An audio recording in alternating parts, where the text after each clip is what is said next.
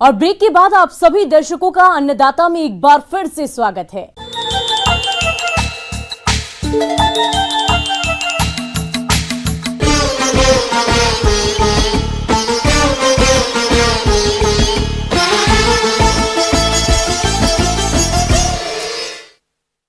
देश के ज्यादातर किसान करेला की खेती खुले में करते हैं, जिससे उन्हें कम लाभ प्राप्त होता है। लेकिन अगर किसान भाई पॉली हाउस में करेला की खेती करते हैं तो कम एरिया से अधिक मुनाफा कमा सकते हैं, क्योंकि आजकल करेले की मांग वर्ष भर बनी रहती है। तो चलिए पॉली हाउस में इसकी खेती कैसे करें, इसके बारे में जानते हैं कृषि वैज्ञानिक डॉक्टर RB वर्मा से।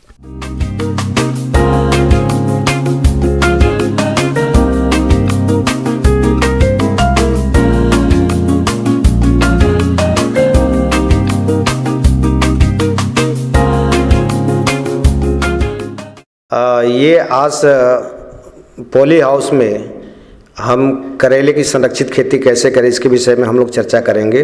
तो पॉली हाउस में यही एक फ़ायदा होता है कि हम जब चाहें अपने हिसाब से कर सकते हैं according to the poly house. पहला होता है जिसको हम कहते हैं high tech environment control system, जिसमें 100% इन्वायरमेंट आपका कंट्रोल होता है। दूसरी चीज़ हम बात करना चाहते हैं करेला पे। करेला ही आप क्यों सेलेक्ट कर रहे हैं? तो करेला देखिए, एक तो रिच सोर्स आपका आयरन है। दूसरी चीज़ होती है कि इसमें भी गायनोसिस लाइन होती है, इसमें दो वैरायटी अभी मुख्य रूप से हमारे पास गायनोसिस लाइन की है। एक है पूसा रसदार और पूसा विशेष। ये दो प्रजातियां मेरे पास से अभी है जो गायनोसिस लाइन में है। तो इसको मोर मतलब पार्शियली जो है तो हम इसको यूज़ करते हैं करेले को उसमें पॉली हाउस के अंतर्गत। जनरल वेराइटीज़ को आप जो है करेले की जनरल वेराइटी जो होती है उसको आप अगर पॉली हाउस में यूज़ करते हैं तो थोड़ी सी आपको समस्या आती है। किस्मों का चयन कर लेने के बाद पौधों को बीमारियों से बचाने के लिए कार्बेंडाजिम 2 ग्राम दवा से प्रति किलोग्राम बीज को उपचारित करें।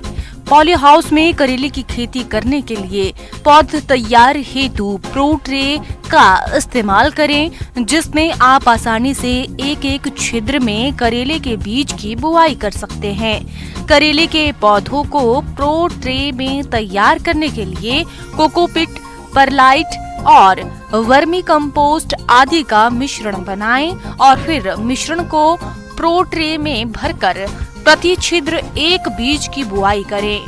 ट्रे में बीज की बुआई करने के 3 से 4 दिन में बीज का अंकुरण हो जाता है। एक बात तो ये जान लीजिए कि सीड सोइंग के लिए लगभग आपको जो है 1400 या 1500 पौधे उस 500 स्क्वायर मीटर के अगर आपका जो है पॉली हाउस है को ज़रूरत पड़ेगी। तो उसके हिसाब से आप प्रोट्रे 28 से 30 प्रोट्रे आप ले लीजिएगा तो उतना पर्याप्त हो जाएगा। 25 से 30 दिन में एकदम आपकी तैयार हो जाती है लगाने के लिए खेत में। उससे ये फ़ायदा होता है कि नर्सरी आपकी मजबूत उसमें तैयार हो जाती है। पौधा तैयार हो गया तो अब आपको ज़रूरत पड़ती है कि पॉली हाउस में बेड कैसे बनाएंगे। तो बेड जनरली जो आप जो है 90 सेंटीमीटर चौड़ा जो है और लंबाई आपका चले जाइए जितनी आपकी लंबी अगर है, लेकिन चौड़ाई हमेशा जो है आप 90 सेंटीमीटर रखिए। तो 2 नाली के बीच में कम से कम 50 से 60 सेंटीमीटर की दूरी रखिए। पौधे की रोपाई जो 50 सेंटीमीटर की दूरी, दोनों बेड से बेड की दूरी और पौधे से पौधे की दूरी भी आप 50 सेंटीमीटर पे आप जो रखते हुए उसकी बुआई करते हुए आप चले जाइए लंबवत। खाद पानी की जहाँ तक बात है तो आप जो है 80 केजी नाइट्रोजन और 60 केजी फास्फोरस, 60 केजी पोटास के हिसाब से प्रति हेक्टेयर के हिसाब से ये दर होता है। लेकिन बुआई के समय इसी रेशियो में हम जो है उसके हिसाब से कैलकुलेट कर लेते हैं और जो है नाइट्रोजन की आधी मात्रा और फास्फोरस और पोटास की पूरी मात्रा जो है वो बुआई के समय साइड में उसके पौधे दे देते हैं। करेले की खेती को पॉली हाउस में तैयार करने के लिए कंपोस्ट या फिर सड़ी हुई गोबर खाद लगभग 15 किलोग्राम तक प्रति वर्ग मीटर के हिसाब से बुआई करने से 3 से 4 सप्ताह पहले बनाई गई क्यारियों को मिट्टी में मिला दें। इसके बाद फसल में घुलनशील उर्वरकों का प्रयोग समय समय पर करें। किसान भाई पॉली हाउस में प्लास्टिक मल्चिंग का भी प्रयोग कर सकते हैं।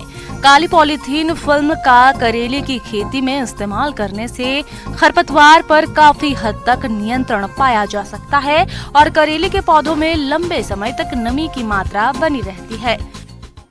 और उसके बाद पौधे को जहाँ रोपित करना होता है, जो स्पेस बना हुआ हमारा उस पर ले जाके बॉल को एक बात का ध्यान रखते हैं कि बॉल को सीधे उठाते हैं। उसमें बॉल का मतलब उसमें मिट्टी रहती है, जो आप प्रोटे में डाले हैं तो उसमें मिट्टी लगी हुई रहती है, तो मिट्टी सहित उठाना, मिट्टी को फोड़ना नहीं है। जहाँ आपने मार्क किया है वहाँ पे उसकी प्लांटिंग कर दीजिए और प्लांटिंग करने के बाद उसको हल्का सा दबा दीजिए, बॉल ना फूटने पाए।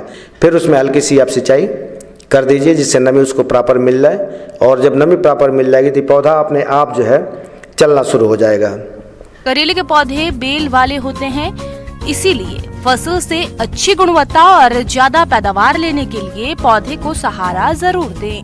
पौधों को सहारा देने के लिए आप सुतली, प्लास्टिक वायर और तार को भी काम में ले सकते हैं। करेले की बेल को सुतली में बांधते समय ज्यादा टाइट न बांधे, इससे बेल में कट लग जाने का खतरा रहता है। बेल को ज्यादा ऊपर ना बांधे, नहीं तो फल के तैयार होने पर तोड़ने में परेशानी होगी। अब आप उसमें ड्रिप लगा होता है जिसमें ओरफिस होता है, जगह जगह पे छिद्र होते हैं, और उसी में बाद का जो फर्टिलाइज़र है आप ये फर्टिलाइज़र नहीं देंगे। अब उसमें फर्टिलाइज़र आप टैंक में जो घोलेंगे वो NPK सॉल्युबल फर्टिलाइज़र आप यूज़ करेंगे, जो 19-19-19 करके आती है। ड्रिप बाय ड्रिप करके हम सप्लाई कर देंगे जिससे पौधे को उतनी फर्टिलाइज़र भी मिल जाए। तो किसान भाई अगर इस तरह से अगर करेले की खेती अगर कर रहे हैं तो इससे वो लाभ कमा सकते हैं। ऑफ सीजन में सबसे बड़ी इसकी खासियत ये है कि प्रोटेक्टेड कल्टीवेशन में जाने का मतलब आप ऑफ सीजन में कल्टीवेशन करते हैं तो आपको फायदा है। आगे और भी है खेती बाड़ी से जुड़ी बहुत सी रोचक जानकारियां, कहीं नहीं जाइएगा, रुकेंगे एक छोटे से ब्रेक के लिए।